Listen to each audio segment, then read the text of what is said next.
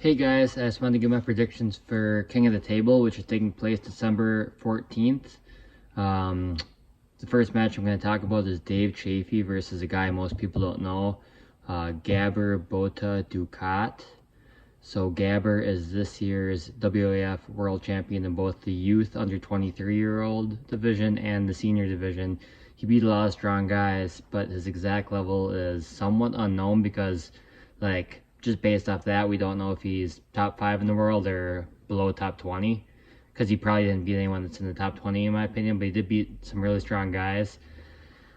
The guy that took Interestingly enough, the guy that took second to him in seniors, though, did only take fourth in youth. That's how strong youth is. Gabor also beat in youth last year's second place finisher in the 110 kilo division. And then last year in 2023, Gabor pulled the Europeans and the World Championships and didn't place as high. He lost, but in the youth, he took third and fourth, but he lost to guys like Reno and Bacho. So the guys that beat him were really strong guys. Initially, I actually thought he would beat Chaffee, but after seeing that he did take some losses only a year and a half ago to guys who I think Chaffee would beat easily.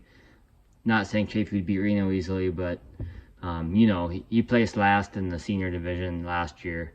So obviously there's some guys in that class that Chaffee would beat easily. But also I think Gabor probably progressed immensely since last year because he's only 20 years old. So from 19 to 20, and I think he said he was only 4 years into the sport. So 19 to 20, when you're only in your third to fourth year, you can progress like a ton. So it's going to be interesting. Chaffee, obviously, everyone knows. And like a year and a half ago, he definitely was on a down point in his career. But he had one match this year against Frank Lamparelli. He won pretty dominantly. And Chaffee says his neck's always an issue, but he's feeling very good lately. No issues in his elbows or wrists or any aches and pains, arm wrestling related. So I could see this match going two ways. We all know Chaffee's endurance isn't great, but his overall power is just immense. I could see historically if Chaffee gets stopped, he probably is going to lose in a war because of endurance, but we don't know Gabor's endurance either, and seeing how big he is and how fast he's progressing, I'm just going to speculate his endurance isn't that great either. I'm going to favor Dave Chaffee on this one. It wouldn't surprise me either way. It wouldn't surprise me either way if it's easy too, just since we don't know exactly where Gabor is, but we know for sure that Gabor is increasing very fast. He's probably at least around 25th in the world overall, probably maybe even the top 20. Chaffee might be around 15th right now in my opinion. I think this is going to be a close match. I give the edge to Chaffee because I speculate he'll be stronger and endurance will be similar. I think whoever wins this match is around top 15 in the world and should get a match with someone like Kalinachenko, maybe Camille, or Ravaz. I know Dave Chaffee's already pulled some of those guys, but Gabor has not. It's been a while for Chaffee too. Next, I'm going to go Kevin Pelko versus Joseph Moranto. Most people, especially if you're in the USA, everyone will know Kevin Pelko. If you're foreign, you may or may not know Kevin Pelko. Most people, besides like the people in the Arizona area, probably don't know Joseph Moranto. But Joseph Moranto is super strong. And they both love the hook. I expect it to be a hook match. They're both extremely strong in the hook. Joseph Moranto, earlier this summer, July maybe, beat Vazgen at a tournament where I believe Joseph was double classing. Unless it was a 0 to 165 class, I can't remember, but I think he beat Vazgen in the 76s, and he was also pulling 154, and Vazgen was only 176. So that shows Joseph's level. Kevin, if he stops the match, can pull forever. I actually think, and this is at 154, right hand, I actually think that Joseph might have more power. I think his offensive surge is going to be stronger. But if Kevin can stop the match, he can pull forever. His endurance is off the charts. And he's had a lot of super matches before. I'm not sure how many Joseph's had. I don't think he's had any high-level super matches. He did pull Caleb Velasco, I think, a year and a half ago maybe, and won that. I think, like I said, Joseph, I think, could just blast him and beat him pretty quick. But if it stops, I got Kevin. I'm not sure exactly how good Joseph's endurance is, but I expect a war if the match stops. I'm going to say 3-2. there is a best of 6 at King of the Table. I'll say 4-2. I think that Joseph's going to win 2, but in the end, Kevin's endurance is going to prevail.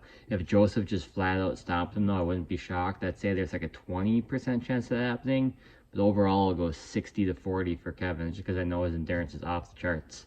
Really excited to see this one. Good job, King of the Table, for giving some matches to some lesser-known people, particularly Joseph. Kevin's kind of more well-known, but still not like obviously a top level, like a top 10 in the world, top 15 probably even level guy. But really excited to see this one. Okay, so next we have Lachlan Adair versus Lars Rohrbachen. Doing some arm wrestling math here, which doesn't always work. So Lars beat Hedy Morris, but Lachlan beat Hedy Morris easier than Lars did. Lars got beat pretty bad by Michael Todd, but so would Lachlan.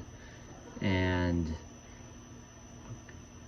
also, this kind of like, we're using lots of variables here, but Lars barely beat Valera. It was super close, and Schoolboy smoked Valera. And looking at Ryan Bowen versus Schoolboy, where Ryan kind of held Schoolboy a little bit, and looking at Bowen versus Lachlan, I believe Lachlan would be for sure close with Schoolboy, maybe a slight favorite, but close. And Schoolboy, just based off the Valera match, is significantly stronger than Lars. But that being said, this is all styles make matchup things. A lot of variables here. I can't say for sure who would win this. Lars lost pretty bad to Matt Mask, but he did get 1 win off of him. I thought Lachlan was going to beat Paul Lynn. I was really surprised that not only did he lose, but he lost easily. I would have to give the edge to, I think, Lachlan here. I keep picking him and he keeps letting me down, but if it turns into an all-out war, I could see maybe Lachlan or Lars having more endurance, but I think Lachlan, man, he's got to start winning. So, and I think he should have more horsepower, but Lars might have more speed and versatility, experience. It could go either way. I think Lachlan has a very slight edge. I'm gonna go like 52-48. Next, I'm gonna talk about Brian Shaw versus Eddie Hall. Now, this match, I'm not gonna lie, this match really irritated me when it was first announced. Like, really irritated me, because we've been waiting for what, 4, 5, 6 months to see Brian pull an arm wrestler to see where he stands, and now he's pulling a non-arm wrestler. In my opinion, it's 2 non-arm wrestlers pulling each other, because I don't consider Brian an arm wrestler until he has a actual competition. I'm not counting the Chris Kaufman match as an actual competition, even though it kind of was. But of course, Eddie's not an arm wrestler. I don't like seeing a non-arm wrestler. Like, I get why they're doing it, but I don't see, like, I don't want to see a non-arm wrestling match on an arm wrestling card, especially a huge, like, high-level organization arm wrestling card. If they were to pull each other in Brian's garage or at the Shaw Classic, like, whatever. But at this level, I don't want to see him pulling. And also, I'll say right here, not even being a Brian hater at all, I really hope he does well. I'm really excited to see what he does in the sport. But just my prediction, I don't think he'll ever be top 10 in the world, even if he sticks with it for a few years. But come on, like, I don't even know what I'm talking about this one. Brian Shaw should smoke Eddie Hall. Maybe if Eddie gets him in the hook, maybe it could be close, but I'm more worried about Eddie diving forward, shooting forward into hook press like what he says he's going to do. And I think he will try. I'm more worried about him, boom, going that way, but like, he tries to go that way, his arm actually goes the other way and breaks his arm. And Brian could break his arm too, or get any other injury. That's not even like, I'm not as interested to see like 2 non-arm wrestlers pull, but also there is a concern of safety. Like, I hope no one gets hurt. But if I had to predict, I'd say there's like, not being negative, just being my honest opinion, I think there's like a 20% chance of an injury. So still 80% chance of no injury, but hopefully there's no injuries. But this isn't a good, it's good for views, but it's not a good idea for many other reasons. But hopefully, I think Brian should dominate. If he doesn't, or if he loses, it's the end of his arm wrestling career, let's be honest. And even if it's a struggle, like, that'll make him look really bad, to be honest. Like, Brian's supposed to dominate this match. And if he wins, I hope he gets Leonidas next, because just being realistic, that's a match they could give him, because, like, you know, you want 2 big names to arm wrestle, guys that are well known, regardless of their arm wrestling merits. That's what they're looking for, right? But it's a match that could actually happen, and it will give us an idea of where Brian stands, because Leonidas has shown his level, right? He's like great, like he beat Schoolboy, lost to Brzenk, but like those guys are all on the same level. So if Brian could beat them, that'd be a good place to start. This is just, I don't know what it is, because also Brian's not going to gain any experience arm wrestling a non-arm wrestler. Zero. He's going to learn nothing unless he loses, and then he's going to learn that arm wrestling's not for him. But I fully expect him to dominate this match. Next we have Matt Mask versus Marcio Barboza at 105 kilos. By the way, Lachlan and Lars, I think it's at 115, or is it at 105? I'm not sure. I think probably 115. Matt versus Marcio at 105. These guys haven't pulled in many, many years. I think last time they pulled actually was 2018, maybe 19 at WAL, and Matt Mask won easily. Before that, I don't know the record, but they pulled quite a few times in WL 225 pound weight class, 102 kilo weight class, and not sure the head-to-head record, but I think it kind of went back and forth on who placed higher than who. But I think Matt usually placed higher and usually beat Marcio. But sometimes Ron Bath would beat Matt and lose to Marcio. So there definitely were in 2015, 2016, like the same level, but style-wise, Matt seemed to have them. I think Matt should win this one. I think obviously if Marcio gets him curled into a hook or keeps his wrist, I think Marcio should have more side pressure and overall horsepower. But I think Matt will be able to control his hand, and if Matt can control the hand, he's gonna win. And Marcio, if it turns into a war, I think Matt probably has more endurance, like not by like a lot, but and they're both super quick, right? But I think Matt's even quicker. So I think Matt's gonna win, still have hand control. But obviously, if Marcio can keep his hand, I think Marcio has more horsepower. I'm gonna go 60, at least 60. I'll go 65 to Matt. I almost said 70, but Marcio is strong. I don't want to come out too much, but I think Matt should be the significant favorite in this one. And if Matt wins, I'd like to see him pull Pablo. I know Pablo's heavier, so it might not make sense, but and Marcio beat Pablo last time they pulled, but styles make matches. Who else would I like to see Matt pull? He beat Ron easy. He should beat Schoolboy. I'd have to think of who else. I kind of want to see him go against Brzenk, but I feel like he's too much. I think maybe Matt against Rustam. If it's like a crossweight match, like 105 kilo weight cap, might be interesting. Next we have Paul Lynn versus Krasimir Konstantinov. I've been wanting to see these guys pull for quite a while, probably like 2 years to be honest. And this is one of the matches I'm most excited for. If you look at the Lachlan match, Krasi beat Lachlan in a war on endurance, and Lynn just destroyed Lachlan. If you look at that, you would think that Lynn should destroy Krasi, and he might, but I wouldn't necessarily say that. I do think Lynn has more power off the go, and I think he'll get Krasi. He might get Krasimir all the way to the pad, but I think there is a chance Krasimir could stop him. He might have more of a sticky spot in the defensive position than Lachlan does, so he might be able to stop Paul where Lachlan couldn't, possibly. I fully expect this match to go into a hook. If either one of them tries to roll, it'll probably be Krasi, to be honest.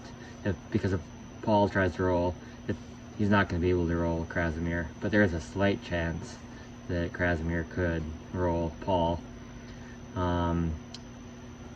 Yeah, Paul destroyed Lachlan, who barely lost to Krasimir, but at the same time, like, they haven't pulled in a few years, but Sasho and Krasi were always super, super, super close. And with Krasi having the edge, actually, I think the winning record anyways, and Sasho beat Paul Lynn in a super, super, super close match that could have gone either way.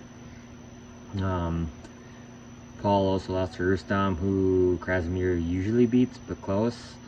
But the Sasho and the Rustam matches were also at 95 kilos, and even though Paul says he doesn't get any weaker cutting weight, I think he has to be stronger at 105 kilos, which was his weight versus Lachlan.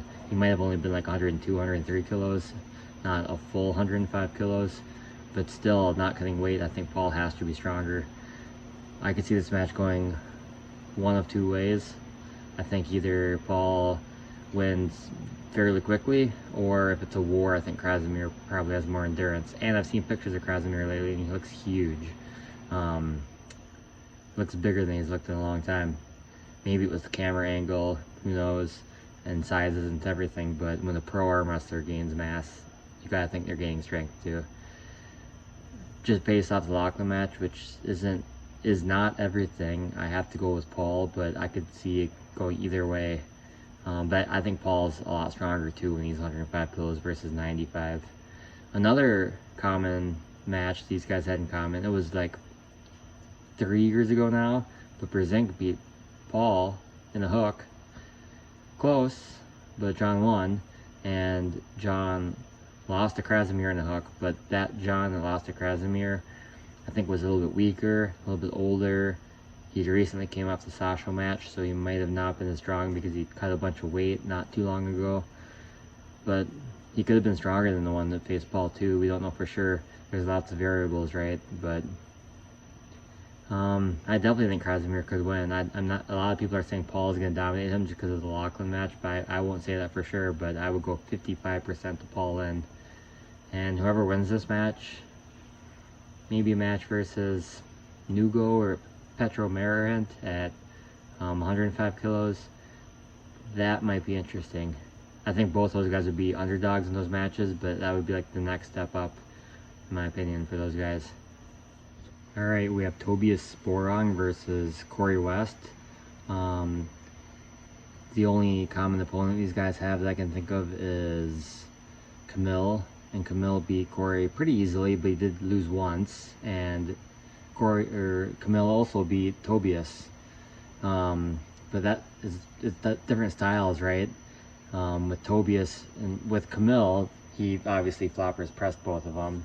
And so Tobias' specialty is taking the hand, but when he took Camille's hand, it didn't matter. With Corey West and Tobias, it will all be whether Tobias can take the hand or not. And if he can, Corey does not have a flopper's press like Camille does, and will lose the match. It's hard to compare because they haven't had a lot of like opponents, but I think Tobias is a fairly heavy favorite in this match. I think Tobias is for sure top 10 in the world, maybe 6th or 7th best. Corey's probably somewhere in the top 15, but not the top 10. Just my opinion there.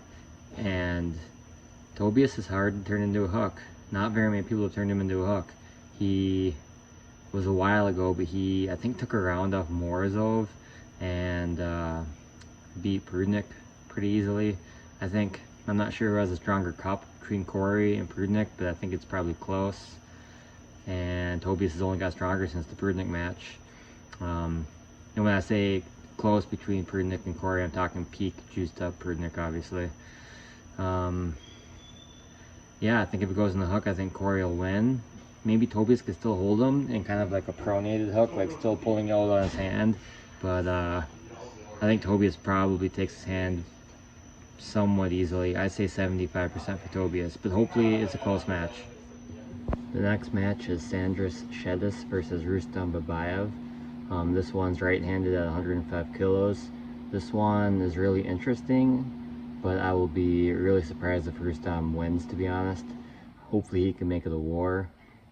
Rustam most recently beat Paul Lynn somewhat convincingly, but I think Sandras, I don't think he'll be able to top roll Rustam. Historically, Sandras is a top roller, but he can pull it any which way. He's very versatile. But Rustam's really hard to top roll. I think Sandras will get sucked into a hook, but when Sandras, he'll open up, he'll be halfway down, somewhat opened up. But once Sandras stops the match, he can pull for a very long time.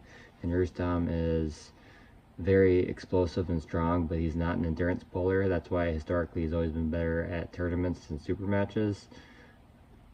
Sandras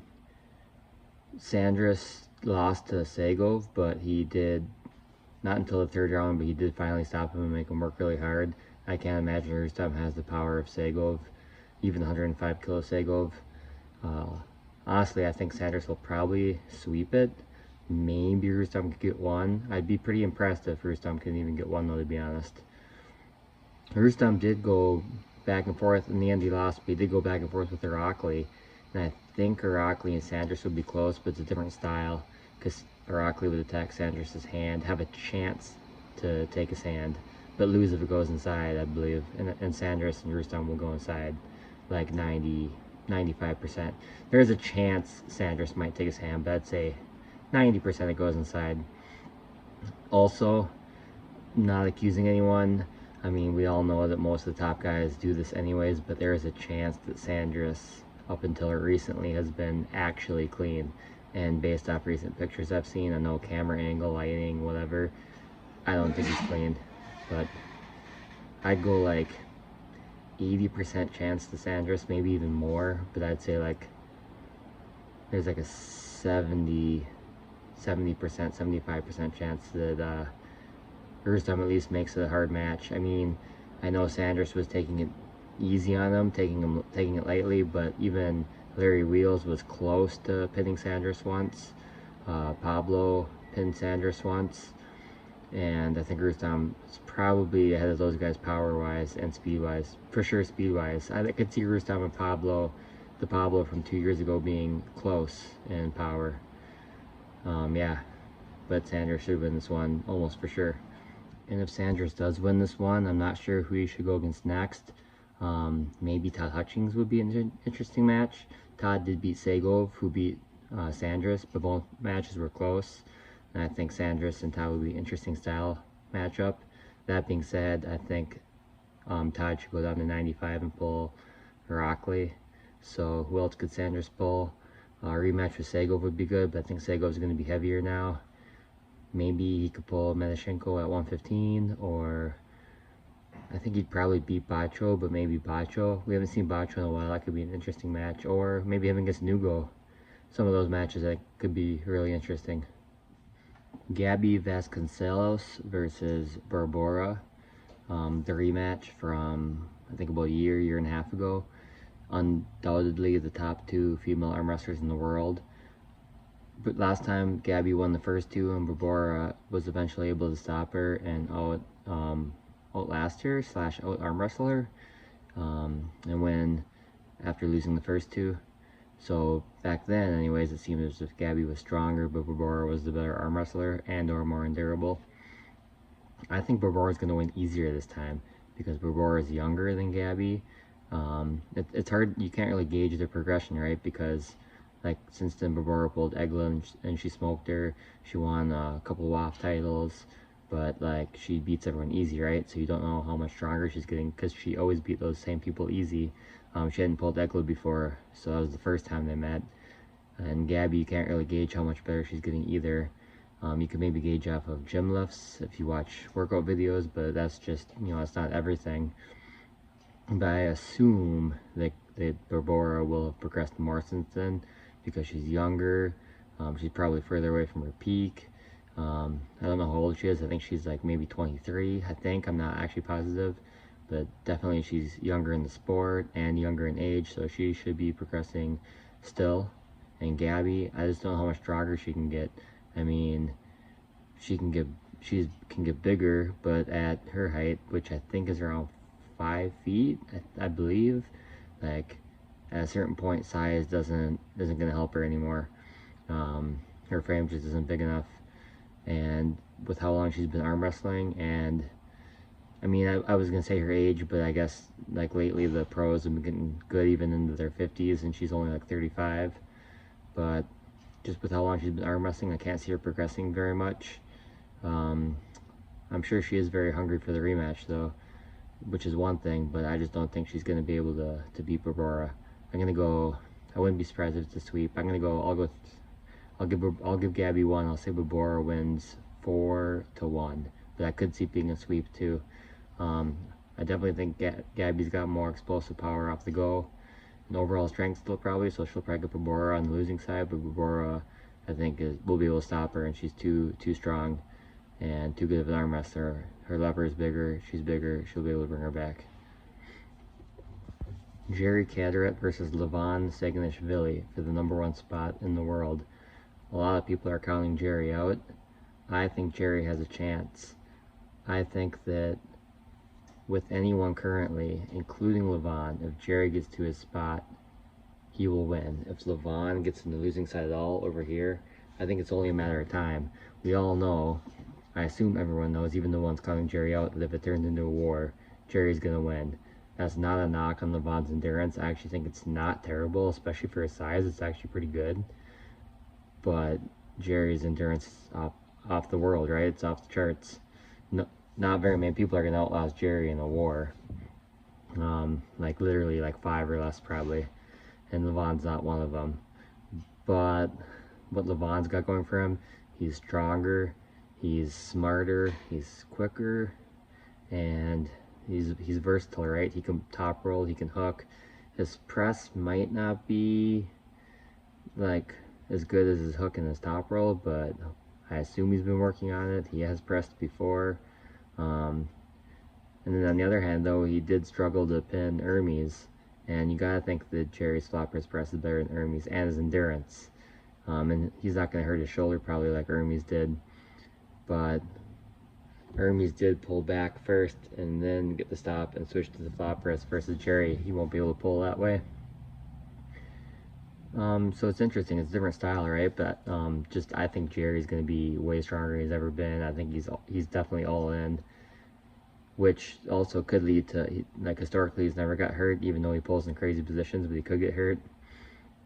I'm really interested to see. I don't think Levon will go on the hook with him, but I'm interested to see if he will.